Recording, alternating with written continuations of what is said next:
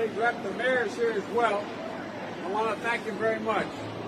Look, yesterday, the White House Chief of Staff, Mark Meadows, went on television to admit to the country the administration wasn't even trying anymore to deal with the pandemic.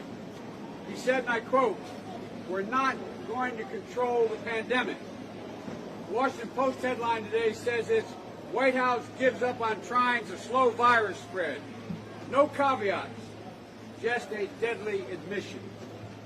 Early in this pandemic, some of you have had to cover me for a long time, Trump called himself a wartime president, fighting the war against an invisible enemy.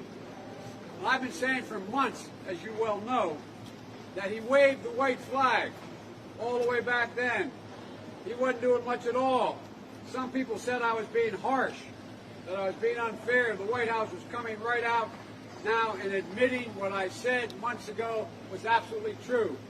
And look how many people are dead. 220,000.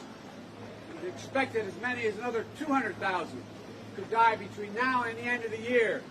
And he said, we're not going to control it. Not going to control it. The bottom line is, Donald Trump is the worst possible president, the worst possible person to try to lead us through this pandemic. And I don't think he just either doesn't have any idea what to do or he just doesn't care. On Friday, Dr. Tony Fauci, the nation's most respected infectious disease expert, publicly acknowledged that the president has not even met with his COVID team for months. For months. Even worse, Saturday, Donald Trump said that COVID-19 count wasn't really going up. Everything was leveling out. He suggested the doctors were inflating the numbers. Catch this, because doctors get more money. What in the hell is the matter with this man? 1,000 doctors and nurses have given their lives trying to save lives. And he's saying the reason they're talking about testing is that they want to make more money. Mr. President, more than 1,000 healthcare workers have lost their lives fighting COVID. Doctors, nurses, they're not profiting, they're dying.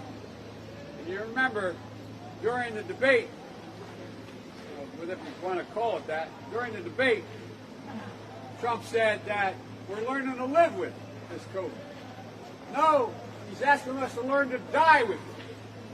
Folks, this has got to end. We can, in fact, end this crisis. If you would only get together with the House and Senate, work out a compromise on the spending bills that are out there in order to deal with everything from being able to safely open our schools. It will cost $200 billion to do it, but it's worth doing it.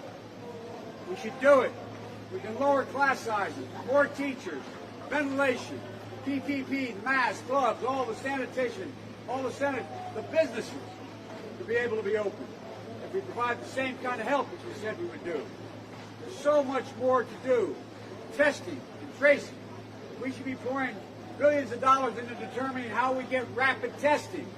Rapid testing. So you know within hours whether or not the test is negative or positive. In many places you have to wait sometimes up to 6 or 7 days. He's not doing what needs to be done. And look, folks, I promise you this. I'm never going to give up. You know, Mr. President, you have to have a little bit of shame, just a little bit of shame, because people are dying. Here's the point I want to make. Let me say it clearly. More people are going to die. As many as 200,000 suggested by some. It's pointed out, just wore a mask, kept social distancing, got tested. And we could save within now the end of the year over 100,000 American lives. I'm not going to give up.